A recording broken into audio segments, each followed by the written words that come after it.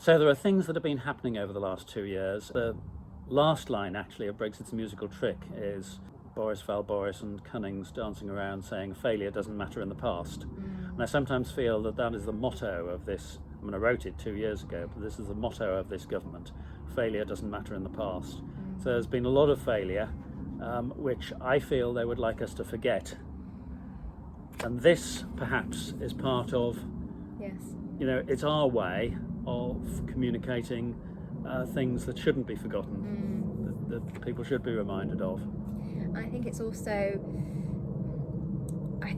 when they say, oh, we got the big calls right, I think it's when you look through and you just sort of think, well, where are those big calls? What actually has helped in all this time? It seems to be one scandal or failing after another. That is one of the things whenever I hear on the news of, oh, but I got the big calls right. And you just think, you just have to skim through this book, and it's very, very difficult, despite our political leanings, to find something, whether it's Brexit, whether it's the pandemic, that was actually contributed by the government that really did save lives. Yes, I did an ABC of failure at one stage, Afghanistan, Brexit, COVID. Yeah. So, Augusta, this is my book with post-its all in, but who do you think is going to buy this book? Well, I think it's actually for a lot of people. I think, particularly coming up to Christmas, I think it's a really, really good. We've got someone that we really want to give a gift, but they're really hard to buy for. Well, yeah, what do we buy for Dad? This is perfect, because it's also, even if you're buying it for yourself, I think the way you can dip in and out of it, depending on how you're feeling, I think the QR codes are brilliant. But all of this does stand alone by itself. I mean, you could just sit here and you can sing the songs in your head and your sketches, you can read it like a play, you can read the poems. The QR codes are a bonus. To get to the 100 videos, yeah. Well, 100 plus videos, and I didn't count exactly. Yeah, and I think someone had mentioned about you as well, the way when you read it, you can imagine things in the way that you can imagine a sketch or a play. It's then the bonus of seeing exactly how you've produced it, and any of those sort of wry smiles or raised eyebrows. Suddenly you get that moment, and it's the interactiveness is really, really good. But it is something that you'd very happily just sit and sort of dip into before bed or on the train. I think personally, because the wide-ranging music that we both, the things we've listened to. I mean, you've used some GNS, and I've sung GNS, and then I've got more recent songs. Gilbert and Sutherland, yes. Yeah. Not everyone knows that. So we open up with, or the book opens up with, I Am Prime Minister of All UK, sung by Leon. I was a hack, I raised a laugh with silly So I pieces think for the genres, the wide-ranging genres. Susanna takes you down. and all the way up to, I mean, I'm not sure when our most recent song is, but it must be into the 2000s, even 2010s, 2020s. But I think it's sort of in spite of political leanings. I know your previous books, they sort of said, despite if you'll remain or if you'll leave, you will find something within it. And I think that's the same, because I think sometimes it is just stating fact and what had happened, and you might not always agree with us, and that's fine. But then you've got a historical sort of memento of this whole period. Yeah, actually, that's an interesting point. My rationale with this book is, you can buy it for yourself. You can have it on your coffee table, dip into, or in your smallest room if you want. You can give it to a friend with similar political leanings who is going to open it up and I think enjoy it immensely. But also, if you want to, you can give it to somebody who might have different opinions to you on some matters. And maybe that can open up some conversations that have previously been closed. Yes. And I think it's a very valid point at the moment of the divisiveness of, whether it's royalty, whether it's Brexit. I mean, even the pandemic, I know a lot of my followers might, really, really hold the same beliefs towards Brexit and towards the Conservative Party, but they may not feel the same way towards COVID. And I feel like them being able to hear my point of view of how my life is still really deeply impacted might make them aware that, okay, well, you're going off and doing all these things, but I'm not still. And I think hearing, different sides of the argument, I think is important. And we're never all going to agree on everything. So the fact that we've got so many different aspects, I think can be only a good thing to hear another side. Yeah, and I mean, there's lots of points of view on many of these things. You know, we can't say everything that could be said about them, but we've found a point of view, 2 points of view, and here they are expressed in a very digestible form. I heard you suggesting there should be a politics set book. Yes.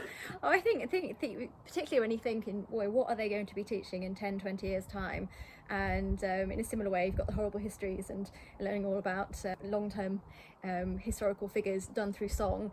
I mean, this is a perfect sort of bite-sized introduction. And also for people, I know there's, I never used to think of myself as particularly political, and then a lot of my students and my students' parents saying, "You're very political, aren't you?" I think, no, okay, maybe perhaps I am, but then they sort of, I've got friends Perhaps have become so in the become last even 6 more years. so, yes. I would say the same. Yeah, and I think sometimes it can feel, and I certainly do have friends the same, say, "Oh, I don't really like watching the news," or it all gets a bit complicated. I think sometimes when you've got something that is digestible and you can do it in small pieces, and I think what we spoke about earlier, when you've got a lot of the time, hopefully there's not too much jargon, everything will be easily understood, so some people may skim through and it makes perfect sense.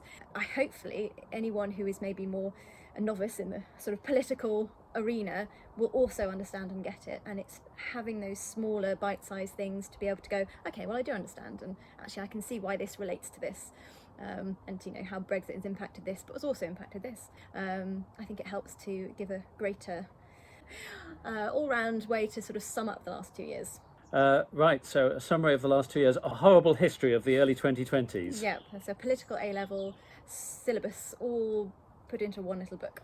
So written by the two of us. Yeah. You're Banksy on a piano, according to one of your critics. Yes, one of my very good friends on Twitter. Yeah, and I'm mostly Mike Cashman, but sometimes I'm Lord Tory Yes. or Mr. Curtis Lee Smug or one or two other characters. All of those being improvised sketches written down now. What about another book? What do you reckon? Well, the scandals don't seem to stop. So I think both of us have already continued as we maybe thought. Perhaps we might have slowed down after the leadership campaign and Liz Truss in her position, but just keeps carrying on.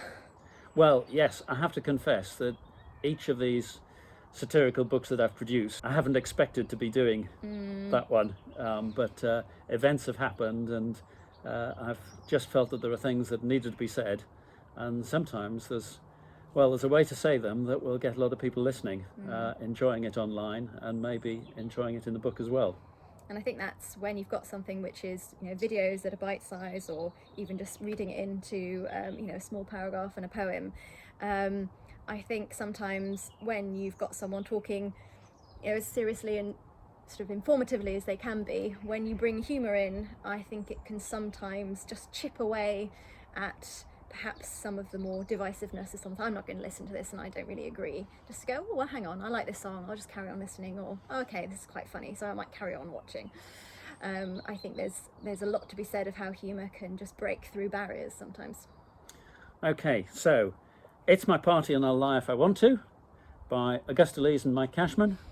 And we did write about half of it each. Yep. And published by View Delta Press. And you can go onto Amazon and search for View Delta and you'll find all the View Delta books, including this one. £8.95, 100 videos. What sort of good value is that? Yes, and a perfect Christmas present. Indeed. All right. Augusta, it has been a joy yes, thank you. working and with you on this. I've so enjoyed it, and look forward to working together some more. Hey, Rishi, we're not fine on the breadline. Hey, Rishi. Rishi. Hey, Rishi, please resign. All your mates got loads, not mine. Hey, Rishi. Something's fishy. The millionaire is tight as we barely scrape along. You say the statement's right, but we know you've got it wrong. Why can't you see our plight? Why can't I heat my home, Rishi? Imagine heating 12 of them. You say you'll help our bills, it always means you won't. His face gives me the chills. Tax the rich? No, you don't. Every shop's a thrill. Will I need a loan? At least I know how to use a checkout. Oh, Rishi, what a pity you can't understand. You tear us all apart when you don't give us a hand. Oh, Rishi, looking shifty, Savile Row con man. It's guys like you, Rishi, don't have a clue. Look at fuel duty, 5 pennies. What a sure start, Rishi. Oops, don't mention sure start.